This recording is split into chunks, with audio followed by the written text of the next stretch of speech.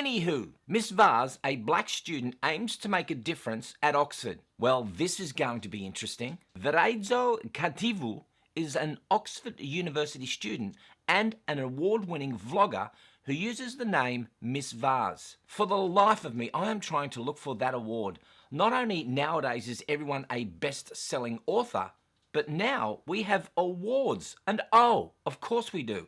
Everyone gets an award. Continue. The black undergraduate who has 4,000 followers on YouTube, oh yeah, well I have 97, is determined to increase the number of black and minority ethnic students at top universities.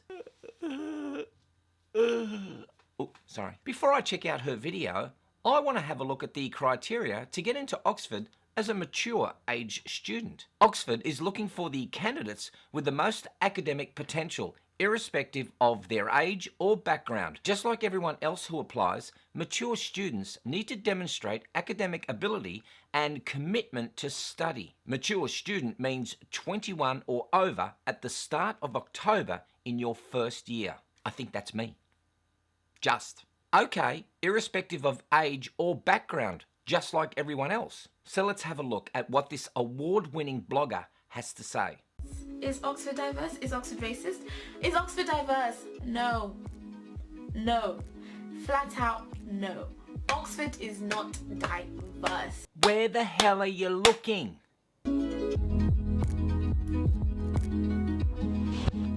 Are there any black people in Oxford? So this video is here to show you guys that we're here. We are lit. And we want you guys to know. Okay? And we want you to come. We are lit and we want you guys to come? What is lit? I'm so old.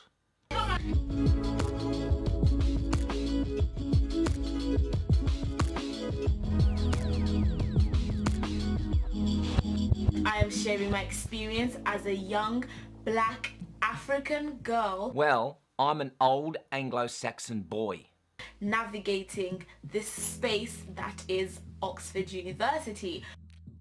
I honestly was expecting the worst because not many people looked like me, not many people represented me or came from backgrounds that I came from. I felt like I wouldn't be good enough, I felt like I wouldn't be rich enough, or I just wasn't white, and that was one of my biggest fears, like I'm going to be a visible minority. So when I came, I was super happy to attend a college like Lady Margaret Hall where I did feel comfortable, I felt accepted, I felt wanted. Nah, don't buy it. It's got nothing to do with your colour. Black African girls are probably underrepresented at Oxford because maybe they decided to go to Cambridge or Yale, or maybe they just got a job that doesn't require a university degree, like vlogging. The more of us that apply, the less ignorance will be. By now, when you guys apply, we'll be your uni moms. Be comfortable in who you are, and when you're applying, don't fear about being a minority or being misunderstood, because guess what? When you come here, you're making a difference. Your presence in this place alone is making a difference. Well, your presence is making you look silly. So Vars, riddle me this. Didn't you get the memo about Christian Cole, the Oxford University's first black student way back in 1877? Here's a quick history lesson for you. Christian Cole was a non-collegiate student at Oxford to help poorer students who might not be able to afford college fees. He received an allowance from his uncle to support him, which he supplemented by tutoring and giving music lessons. Now, taking on these extra commitments didn't prevent Cole from making an impression on Oxford life. He spoke at university's debating society, the Oxford Union, and from all accounts, he seemed to have been a well-known figure. After leaving Oxford, Cole returned to Sierra Leone before coming back to England to join the Inner Temple in London, prior to becoming the first black African to practice law in an English court in 1883. So nah. And Miss Varz, have you not also seen the Black Oxford Alumni Network that now has over 200 members, like Yasmin Hemming, who graduated from New College, Oxford with a degree in music in 2014, or Habiba Dagger, who was a PhD researcher at the Centre for Environmental Policy and the Grantham Institute of Climate Change, or Riaz Phillips, who is a London-based writer and photographer. Or what about Naomi Kelman, who graduated from Lincoln College, Oxford with a degree in philosophy, politics and economics in 2011. You see, Vars, here's the thing. For your so-called underrepresented lot, here is what Oxford's minimum requirement is to get you a seat at the desk. You will have to take an admission test, and they also use these tests to help them choose between all the excellent candidates who apply to study at Oxford. It is also very important that you register for and take any admissions tests that are required for your courses so as to make your application as competitive as possible. Is that too highbrow to explain to you and your underrepresented minorities? Well, let G-Man help you. If you are stupid, unintelligent, or don't make it through the selection criteria, or you wave your finger like this, applications won't be accepted. So I'm not too sure how you slipped through the cracks, girl. Apart from your minority group of friends, no one actually cares about your skin colour.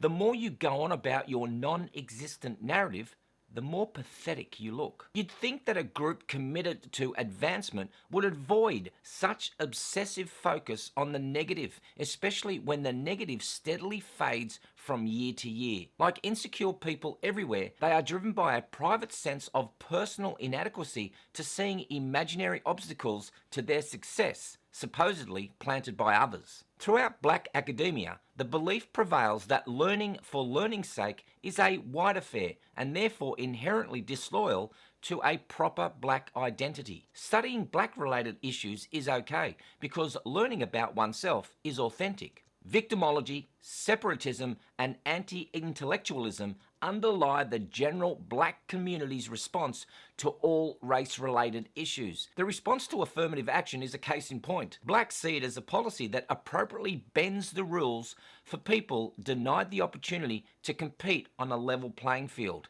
A notion that in 2001, when middle-class blacks are a massive and thriving group in American society, can only seem plausible through the lens of victimology. The defense of affirmative action on the grounds of diversity is an expression of separatism. After all, since there are not enough black students to be admitted to selective schools on the same merit as other students beyond a certain cutoff point, blacks are being valued as much for their distinct and separate cultural traits as for their academic accomplishments. Today, though, students like Vars are well-intentioned relics of another era, an era that in their moment should have helped Vars to get past. Your main concerns must be with the new generations who can fulfill their potential only in a world where victimology, separatism, and anti-intellectualism don't flourish among black Africans. Here's a bit of G-Man advice. Study hard, be a model student, get rid of your insecure victimology status and telling us how oppressed you are,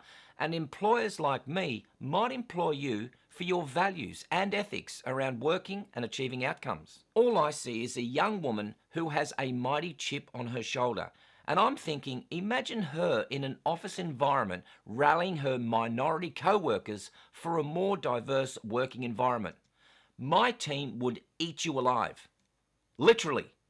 Have you met Brutus? Look, seriously, I love it when G-Man gets all sanctimonious. If you presented yourself at my office, ooh, I sound all corporate, don't I? With your fancy schmancy piece of Oxford paper and wanted a career with G-Man Inc., I would put that $50,000 piece of paper aside and ask you one question.